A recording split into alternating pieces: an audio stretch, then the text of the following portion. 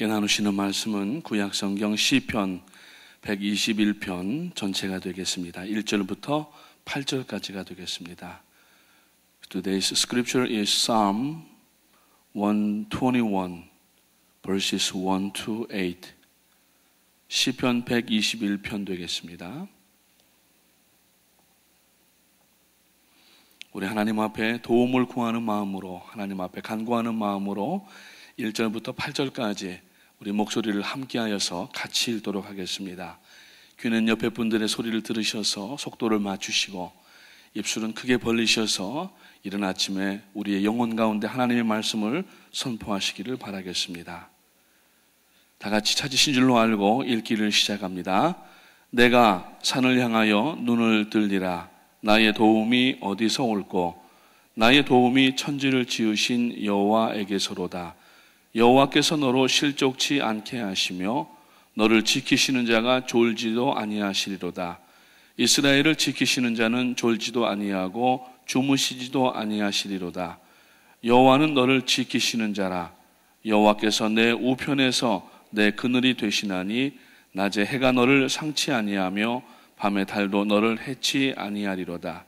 여호와께서 너를 지켜 모든 환난을 면케 하시며 또 내 영혼을 지키시리로다.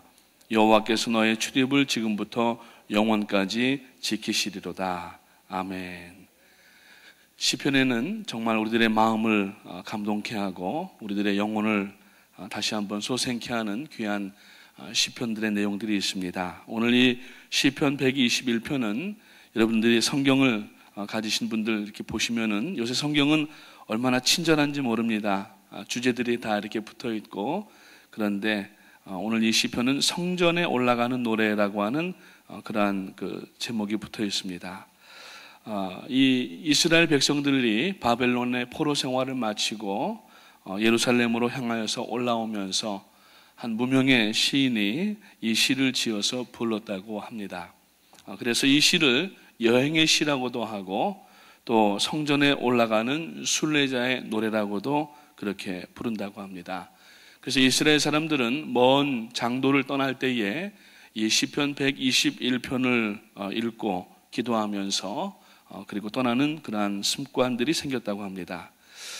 선교의 아버지, 검은 대륙의 아버지로 불리는 데이빗 리빙스톤 선교사가 하나님 앞에 자기의 모든 삶을 맡기고 아프리카의 선교지로 나가게 되었지만 그의 마음의 한 구석에는 그 검은 대륙이라고 불렸던 아프리카가 미지의 세계일 뿐만 아니라 여러 가지 위험이 도사리고 있다고 하는 그러한 이야기들을 듣고 마음의 한편에는 또 이렇게 두려움과 여러 가지 염려가 가득 탔었는데 그를 파송하는 가족의 이 예배를 드리면서 그곳에서 바로 이 시편 121편을 함께 읽게 되고 마음의 담대함을 얻어서 그 아프리카 땅으로 가서 그의 귀한 사역들을 감당할 수가 있었다고 하는 것입니다.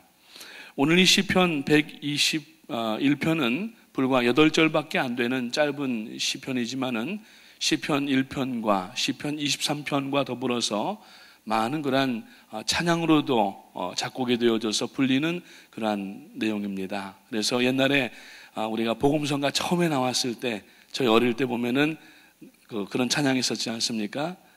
그리고 또 요 근래에도 이런 시편 121편을 가지고 많은 그러한 찬양곡들이 나오고 있는데 아무튼 이 찬양을 우리가 부를 때에 이 시편을 읽을 때에 마음의 위로와 하나님의 임재하심을 느끼는 그러한 일들을 우리가 경험하게 됩니다.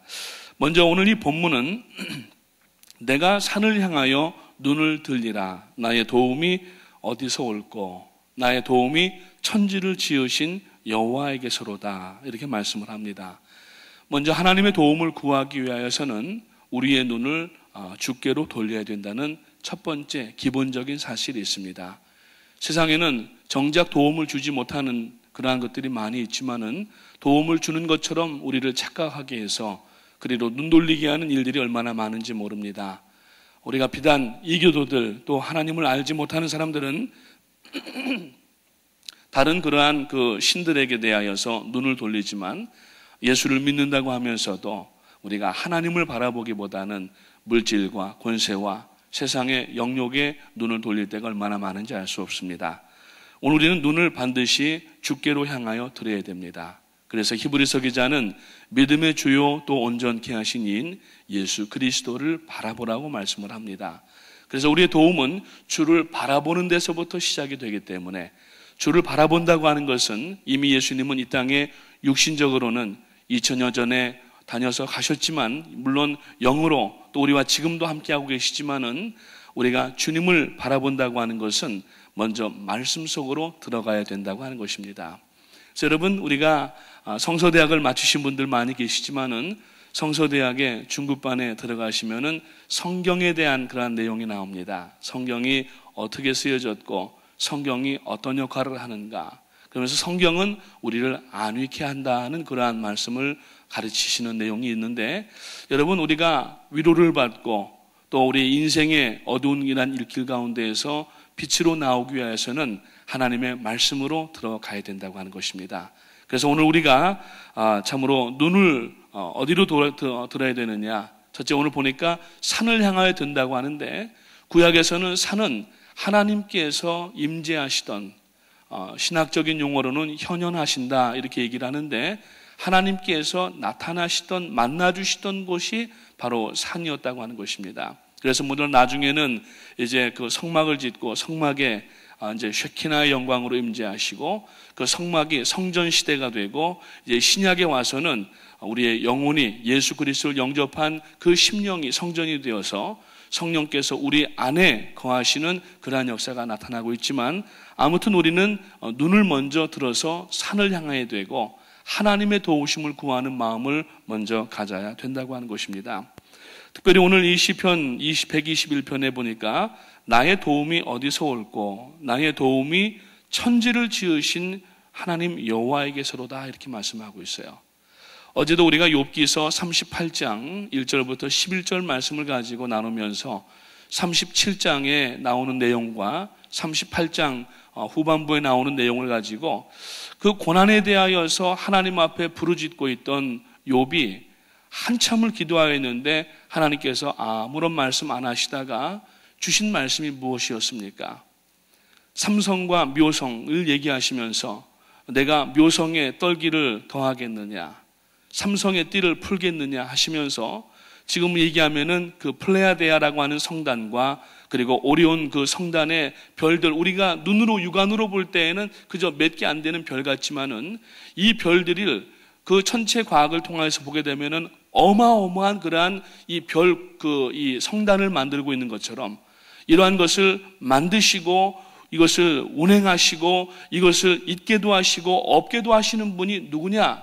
나다 이러면서 욥에게 네가 나를 의지하라고 이렇게 말씀하시는 내용을 어제 우리가 나누었던 것처럼 오늘 이 시편 121편에서도 이 시편 기자가 도움이 어디서부터 오냐 하면은 천지를 지으신, 우주 만물을 지으신 하나님께로부터 오기 때문에 우리가 이 안에서 염려하고 걱정할 것이 아니라 모든 염려를 하나님께 맡겨드리고, 비록 내가 육신적으로 고난당하고 있고 건강면이나 또 어떤 재정적인 문제나 또 삶의 버거운 짐의 문제나 또 인간관계 문제가 있다 할지라도 이것은 물론 지금 우리에게는 고난과 고통으로 다가와 있지만 하나님의 전체적인 경륜과 섭리 안에서 볼 때에는 그 우주의 별들을 돌리신 하나도 오차가 없이 아름답게 이것을 돌리고 계시는 하나님의 그 섭리에 우리가 생각한다고 하면은 지금 내가 당하고 있는 고난도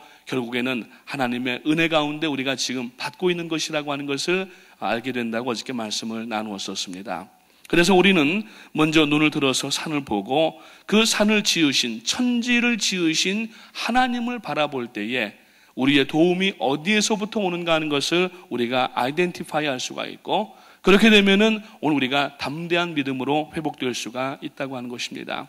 그래서 2절에서조차도 말씀을 하는데 나의 도움이 천지를 지으신 여호와께로서 온다라고 이렇게 말씀하고 있습니다. 3절에서는 하나님께서는 하나님의 백성을 결코 실족치 않게 하신다고 이야기하고 있고, 4절에서는 이스라엘을 지키시기 위하여서 하나님은 졸지도 아니하시고 주무시지도 아니하신다. 여러분, 그 엄마가 갓난 아이를 낳아놓고 얼마나 감격스러워하는지 모릅니다. 그래서 이 아이를 자는 모습이나 또 우유를 젖을 먹는 것이나 또 눈을 떠서 발버둥을 치는 모습이나 이렇게 볼 때를 이렇게 그 생각을 해보게 되면은 저희 집사람도 아이들 낳고 그랬던 기억이 있는 것 같은데 아이를 얼마나 뚫어지게 보는지 모릅니다. 얼마나 아주 그냥 세밀하게 보고 관찰하고 그냥 키도 키우려고 하고 이렇게 머리도 뒤에 이렇게 납작하게 안 들게 하려고 이리 눕혔다 저리 눕혔다가 엎드려 눕혔다가 별 일을 다 하더라고요. 아무튼 간에 엄마가 아이를 볼 때에도 참 피곤하고 힘듭니다. 육아라고 하는 것 자체가 힘들지만은 인간의 엄마도 이 아이를 향하여서 눈을 떼지 아니하고 그렇게 살펴보는데 우리 하나님께서 우리에게로부터 시선을 한 번도 떼지 아니하시고 심지어는 졸지도 아니하시고 주무시지도 아니하시고 우리를 지금도 지켜보시고 우리로 인하여서 기뻐하시는 하나님이신 줄로 믿으시기를 주님의 이름으로 축원을 드립니다. 특별히 오늘 이 본문 말씀 가운데 보니까 하나님께서 우리를 지키시는 하나님이신데 어떻게 지키시냐 하면은 실족치 않게 하신다라고 그랬어요. 그 실족이라고 하는 것은 꼭 어떤 낭떠러지에서만 떨어지는 그러한 것을 실족이라고 하는 것이 아니라 원래 이 말의 의미는 발을 헛디딘다는 얘기예요. 오늘 우리가 여러분 많은 계단들이 가정이나 또 어떤 길거리라든지 예배당, 교회에도 그러한 계단들이 많이 있는데 계단을 우리가 습관적으로 이렇게 계산하면서 내려갑니다. 계단을 세 가지고 내려가지 않지만은 잠깐 깜빡아서 계단의 숫자를 잊어버리게 되면은 계단을 헛짚게 되는 거예요. 평지인 줄 알고 짚었는데 발을 헛디디게 되면은 그때 이 관절에 사고가 많이 옵니다. 그것을 이제 헛디딘다고 이야기를 하는데 우리가 하나님 안에 있기만 하면은 하나님께서는 우리의 그 모든 삶 속에서 발을 헛디디는 일이 생기지 아니하도록, 그러니까 육신적으로 이야기하는 내용이 아니라 삶 속에서 우리로 헛디디지 아니하고 실족치 아니하도록 우리를 지키시는데 그 하나님께서 마치 이 졸지도 아니하시고 주무시지도 아니하시고 구약에 있는 다른 이 내용들을 살펴보게 되면은 하나님께서 구원하신 백성들을 자기 눈동자와 같이 지키신다고 말씀을 합니다. 얼마나 여러분 눈동자가 예민합니까? 그래서 사람의 눈에는 이 눈을 보호하기 위하여서 눈꺼풀이 있고 그 다음에 눈썹도 있고 속눈썹도 있어요. 그래서 비가 오게 되면은 첫째 이 눈썹에서 옆으로 흘러내리게 되고 먼지가 오게 되면은 이 속눈썹이 이 먼지를 빨리 감지를 해서 깜빡이게 되고 바람이 불어도 눈을 깜빡이게 되는 겁니다. 그 눈동자라고 하는 것은 눈동자와 같이 지키신다고 하는 것은 굉장히 예민한 것을 이야기하는 겁니다. 근데 하나님께서 우리 이스라엘 백성들 하나님을 구주로 하나님을 아버지로 섬기고 믿는 사람들을 자기 눈동자 같이 지키신다고 말씀하고 있어요. 그러니까 오늘 여러분 낙심하지 마십시오. 왜 나만 혼자고 왜 나만 이렇게 외롭고 물론 성도가 외로운 시간이 있어야 됩니다. 그 외로운 시간은 언제냐면은 하나님을 독대할 때. 그래서 사람에게는 특히 성도에게는 적당한 외로운 시간이 있어야 됩니다. 그래야 하나님 앞에 나갈 수가 있어요. 물론 성도 가운데에서 교제를 하면서 서로 이렇게 격려하고 기도해드리는 시간도 필요하지만 맨날 군중 속에 있을 수만은 없습니다. 하나님은 우리를 독대하기를 원하십니다. 그래서 독대하는 시간이 없을 때 때로는 하나님은 우리를 외로운 시간으로 내모시는 경우들도 있다고 하는 것입니다.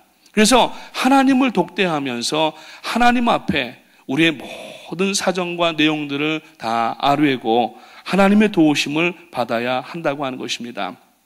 특별히 5절 말씀에서 하나님은 택한 백성을 단순히 관념적인 의미에서 지키시는 것이 아니라 오늘 보니까 우편의 그늘이 되시나니, 그러니까 이 우편이라고 하는 말을 많이 사용을 하십니다. 그러니까 하나님은 아마 오른손잡이이셨던 것 같아요.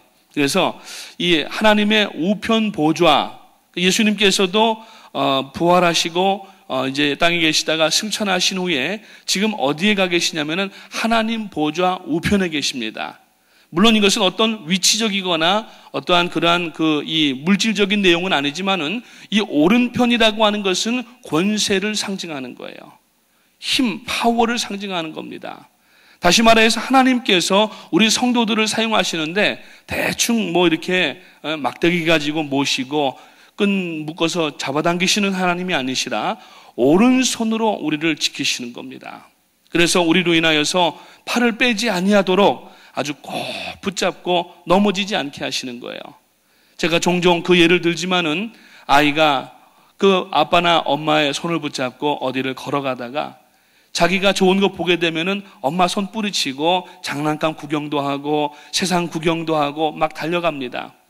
근데 두 가지가 있는데 하나는 아이가 엄마의 손을 붙잡을 때와 엄마가 아이의 손을 붙잡을 때는 다르다는 얘기예요. 아이가 엄마의 손을 붙잡았을 때에는 임의로 엄마의 손을 잡을 수도 있고 놓을 수도 있습니다. 엄마의 손을 붙잡고 있지만 자기가 만약에 돌뿌리에 걸려져서 넘어지게 되면은 지레 자기가 놀라가지고 엄마의 손을 놓치게 되고 철퍼덕 땅바닥에 넘어져서 무릎 깨지고 코 깨지고 이마 다 깨지는 거예요. 그런데 이 손을 엄마의 손이나 아빠의 손에 맡겨서 잡게 한다고 하면은 아이가 한눈 팔고 얼마나 호기심이 많은 아이들입니까? 가다가 혹은 발을 헛디디거나 잘못되어져서 넘어지려고 하는 순간에도 아빠나 엄마가 손을 꼭 붙잡고 어이쿠 하면서 세우면은 넘어지려고는 했지만은 아예 넘어지지 아니하고 다치지 않게 되고 일으켜 세워준다고 하는 것입니다. 바로 하나님께서 그 오른편 손으로 오른편 우편 그늘로 우리를 덮어주시고 우리를 보호해 주신다고 하는 것을 이 시편에서 말씀을 합니다. 6절에 보니까 낮에 해가 너를 상치 못하리라. 이제 여름이 왔습니다. 얼마나 뜨거운지 모릅니다. 지난 그 주말에 또 어제도 많이 더웠는데 참 날씨가 이렇게 올라가게 되면 아주 힘듭니다. 여기 90도, 91도 지난 며칠 전에 이렇게 올라갔었는데 전에 저희가 살던 라스베가스는 한 110도, 115도까지 올라가요. 얼마나 뜨거운지 모릅니다. 문을 열면은 자동차를 타지를 못해요. 일단 열어놓고 물론 차가 가지 않는 가운데에서 에어컨디션을 켜면은 차에 무리가 간다고 그래서 많은 분들이 그렇게 하지 않지만은 라스베가스나 그쪽 네바다, 캘리포니아 사막 쪽에 사시는 분들, 저쪽 아리조나 같은 데 사시는 분들은 차를 얼른 시동을 켜서 그 에어컨디션을 켜놔야 됩니다. 안 그러고 그냥 들어가서 운전대 붙잡으면은 손 대는 것 같아요. 처음에 라스베가스를 갔는데 차 위마다 이 천 조각들을 전부 덮어놨어요. 그것도 차량 모델들마다 다 맞추어가지고 그래서 이분들이 차를 굉장히 아끼시나 보다 그랬어요. 근데 다니다가 보니까 어떤 차들은 앞에 대시보드가 전부 불에 탄 것처럼 새카맣게 돼가지고 쭉쭉 갈라져서 전부 뒤집어졌어요. 그러니까 알고 보니까 해가 얼마나 센지 그 자동차 대시보드를 전부 갈라놓고 뒤집어져서 마치 불탄 것처럼 보이는 거예요. 그러니까 이제 수암밋이라고 하는 이제 이 장터 같은 곳이 있습니다. 거기에 자동차 모델별로 이제 대시보드 덮는 천조가리들을 팝니다. 그러면은 그걸 사다가 위에다가 덮어놔야 되는데 안 그러면 차가 얼마나 뜨거운지 몰라요. 아스팔트를 한번 밟으면은 아스팔트가 물렁물렁합니다. 그 정도로 뜨거운 거예요.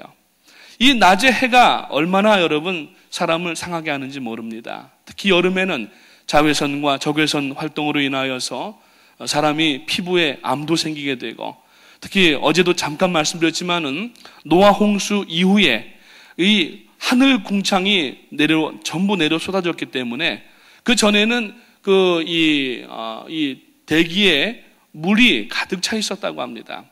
그래서 고대 화석들을 이렇게 발굴을 해보면은 하늘에 해를 그렸는데 흐물흐물한 모습으로 해를 그리고 별들을 그렸다는 거예요. 그 의미는 뭐냐면은 중간에 있는 이 하늘 대기권의 궁창으로 인하여서 그 외부의 세계가 잘 보이질 않았던 겁니다. 그건 뭐냐면은 햇빛을 차단해주는 효과가 있었던 거예요. 그런데 오늘날에는 그 노아 홍수 이후에는 그 물이 다 쏟아져서 하나님께서 욥기서 37장에 보게 되면은 하나님께서 기운으로 부르셔서 북쪽과 남방으로 물들을 다 보내시고 얼게 하셨다고 말씀을 하고 있지 않습니까? 다 얼려버리신 거예요. 그래서 여러분 노아 시대 때 사람들은 나이들이 많았습니다. 무드셀라 같은 사람들은 969살까지 살았어요. 그런데 인류의 이 나이 수명이 급격히 제한되고 준 때가 언제냐면은 노아 홍수 이유라고 하는 거예요. 그건 뭐냐면은 지구 밖에서 들어오는 그 태양으로부터 혹은 지구에 떠다니는 그러한 여러 가지 내용들이 이 지구에 원래 들어오지 못했는데 들어오기 때문에 이제 사람들이 어떠한 그런 질병이라든지 또 혹은 이 피부암이라든지 요 근래에는 또 가스가 올라가서 오존층을 부수어 버리기 때문에 그 오존층 부수어 버린 곳으로 태양에서 들어오지 않아야 될 그러한 적외선, 자외선 이런 것들, 가시광선 같은 것들이 들어와 가지고 사람들이 백내장이 생기게 되고 또 여러 가지 건강에 어려움을 당하게 되는 거예요. 특히 이 팔레스타인 지방은 더 뜨거운 곳입니다. 아주 해가 장렬하게 되면은 어디 나가지를 못하는 그러한 곳인데 이 낮에 해가 사람을 상하게 할 수가 있는데 그 해의 위험 가운데에서도 건져주신다는 얘기예요. 뿐만 아니라 밤의 달도 너를 해치 아니하리라. 여러분, 밤이 어떻게 우리를 달이 해칩니까? 여러분, 그걸 아십니까? 보름달이 뜨는 날 저녁에는 미국의 경찰서들마다 인력이 증강 배치된다는 사실입니다. 무슨 일인지는 아직까지 잘 밝혀지지 않았는데 보름달이 뜰 때에는 모든 그 기운들이 굉장히 활동적이 된다는 그러한 보고가 있습니다.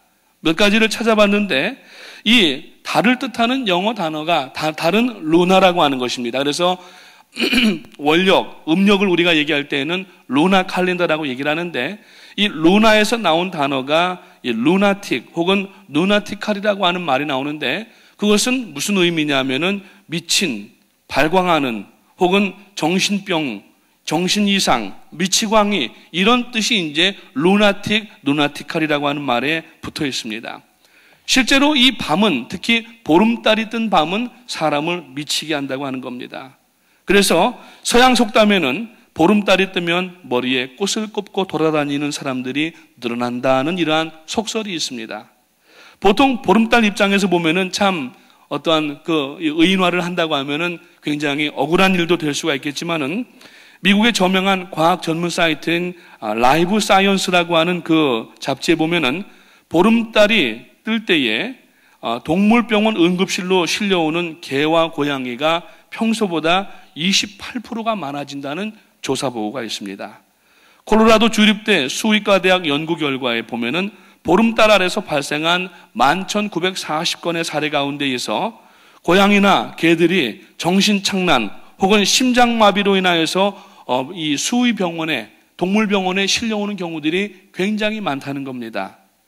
뿐만 아니라 이 보름달이 뜨게 되면은 이 부정적인 현상이 늘어난다는 통계가 또 있는데 경찰서의 입건자가 보통 3분의 1 정도가 늘어난다는 겁니다. 그래서 앞에서 말씀드린 것처럼 미국이나 영국의 경찰서들은 보름달이 뜨는 그러한 날 저녁에 해가 아니라 구름이 없는 보름달이 뜨는 날에는 경찰 병력을 증강해서 배치를 한다는 거예요. 뿐만 아니라 심지어는 이 보름달이 뜨는 밤에는 바닷가의 쓰레기의 양도 늘어난다고 합니다. 무슨 얘기인지는 모르겠어요. 그래서 영국의 리즈 대학의 조사를 보게 되니까 영국 보건진료소에서 진찰 횟수를 이 보름달이 뜰 때가 되면은 심장병이라든지 여러 가지 천식이라든지 이러한 내용들의 질병 가진 사람들, 특히 통풍들도 보통 보름달이 뜨는 밤에 많이 발생을 한다고 이야기를 합니다. 바로 우리가 살고 있는 이 뉴욕주 보건국에서 몇 년 전에 14만 건의 출산 정보를 분석한 결과 달의 공전주기 29.53일이라고 하는데 이때 하연달이 뜰 때 음력 22일에서 23일 사이인데 이때 임신 빈도수가 가장 높아진다고 하는 결과가 나왔고 뿐만 아니라 조지아 주립대학에서 연구한 결과에 보니까 보름달이 뜰 때에는 사람들이 식욕이 왕성해져서 음식의 양도 훨씬 많이 늘어난다는 이러한 연구 결과들이 나왔습니다. 아무튼 여러 가지 몇 가지가 더 있지만은 이 밤의 달이 사람을 상하게도 할 수도 있고 어떤 동물에게 있어서는 미치게도 하고 또 사람에게도 어떤 영향을 준다고 하는 것을 알 수가 있습니다. 이런 가운데에 하나님께서 우리를 지키신다는 얘기예요. 낮에 해로부터 밤에 달로부터 이러한 위험과 어려운 일이 있을 수 있는데 이러한 모든 일 가운데에 우리를 실족치 않게 하시고 지키시는 하나님이십니다. 그래서 아까도 말씀드렸지만은 신명기 20장 32장 10절 말씀해 보니까 여호와께서 그를 황무지에서 짐승의 부르짖는 광야에서 만나시고 호위하시며 보호하시며 자기 눈동자같이 지키셨다고 말씀을 합니다. 그러니까 오늘 우리가 여러분 잘나고 명철하고 똑똑해서 우리가 건강하게 여기까지 온 것이 아니라 하나님의 도우심이 아니었으면 여기까지 올 수가 없었다는 얘기고, 오늘도 우리가 어려움을 당할 때에 우리의 도움을 주시는 분은 하나님이시기 때문에 하나님께서 계시는 성산, 오늘 신약적인 의미로 볼 때에는 교회로 우리가 마음을 함께 모여서, 그 교회라고 하는 것은 건물적 의미의 교회가 아니라 성도들이 모여있는 그 모양의 에클레시아를 얘기하는데, 교회가 더욱 하나가 되고 한 그러한 마음이 되어져서 함께 기도하며 나가야 된다고 하는 것입니다.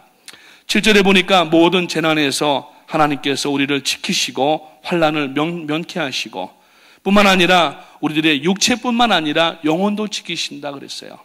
그래서 여러분, 우리가 밤의 도적 그러면은 꼭 문을 뜯고 들어와서 강도를 하는 그러한 도적도 있지만은 영혼의 도적, 영혼의 어두운 길 가운데에서 우리를 넘어지게 하고 쓰러지게 하는 사단의 그 괴계 가운데에서 우리를 지켜주시는 하나님이시라고 하는 겁니다.